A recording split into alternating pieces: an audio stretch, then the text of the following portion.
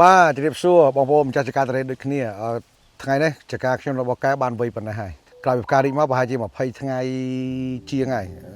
អញ្ចឹងអ្វីដែលយើងអនុវត្តធ្វើទៅពេលនេះគឺធ្វើយ៉ាងម៉េចធានាបានថាក្តាប់តរ៉េនយើងក្រោយពីការរីកនេះស្រស់ល្អបានល្អកាន់ជាប់បានល្អកុំឲ្យវីរុសជាទូទៅខ្ញុំតែងតែប្រើផលិតផលមួយដែលជាឈុតដែលខ្ញុំរៀបចំប្រើជារៀងរាល់ឆ្នាំសម្រាប់ធានាបានថាក្រោយពីផ្ការីកដាច់ខាតវាត្រូវជាប់ក្តាប់បានច្រើនល្អ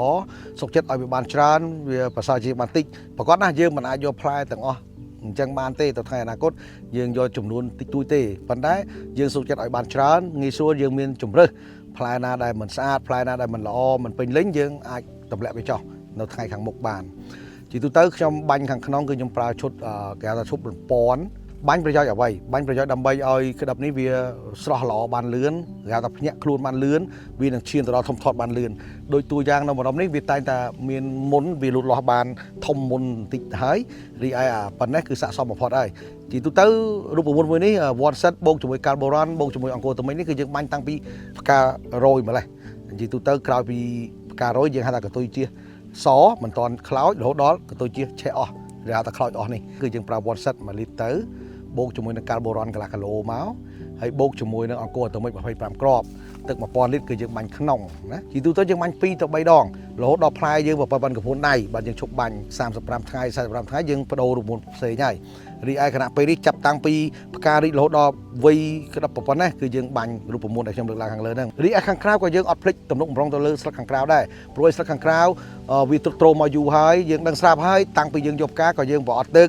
រៀងសង្ខេបទឹកដាក់ទឹកតិចតិចរហូតដល់ផ្ការីកក៏យើងបន្ថយទឹកយើងដាក់ទឹកតិចតិចដើម្បីវាកាន់ក្តាប់បានល្អអញ្ចឹងស្លឹកត្រូវអសពន្ធត្រូវទ្រុឌទ្រោមមួយចំណែកហើយអញ្ចឹងម្ល៉េះហើយទាមទារឲ្យយើងផ្ដល់សារធាតុមួយចំនួនទៅស្អំស្លឹកទៅជួយស្លឹកឲ្យស្រស់បំព្រងត្រឡប់មកវិញអញ្ចឹងយើងបាញ់ក្រៅយើងប្រើ Micro Strong ជាទូទៅយើងប្រើ25គ្រាប់បូកជាមួយនឹង one set ដូចគ្នា1លីត្របូកជាមួយនឹង Aminoxivit 1លីត្រទឹក1000លីត្របាញ់ក្រៅជាទូទៅយើងបាញ់ក្រៅ2ដងបាញ់ក្រៅគឺយើងសំដៅថាទៅជួយស្អំជួយថែរក្សាគុណភាពស្លឹកឲ្យវិលមកសភាពល្អវិញដើម្បីធានាបានថាចិញ្ចឹមក្តាប់នេះបានប្រកែពីព្រោះស្លឹកយើងត្រូវបានទ្រុឌទ្រោមយូរហើយតាំងពីយើងត្រៀមយកផ្ការហូតដល់យើងមានផ្ការក្រោយមកយើងចាប់ដើមបន្ថយទឹកទៀតនៅពេលផ្ការរីកហ្នឹងដែលជាធ្វើឲ្យស្លឹកហ្នឹងទ្រុឌទ្រោមអញ្ចឹងយើងបាញ់ទៅលើស្លឹកខាងក្រៅគឺយើងប្រើ Micro Strong 25គ្រាប់ one set 1លីត្របូកជាមួយនឹង Aminoxivit នឹង1លីត្រអញ្ចឹងយើងត្រូវមាន2មួយបាញ់ទៅថែបំពន់ស្លឹកខាងក្រៅ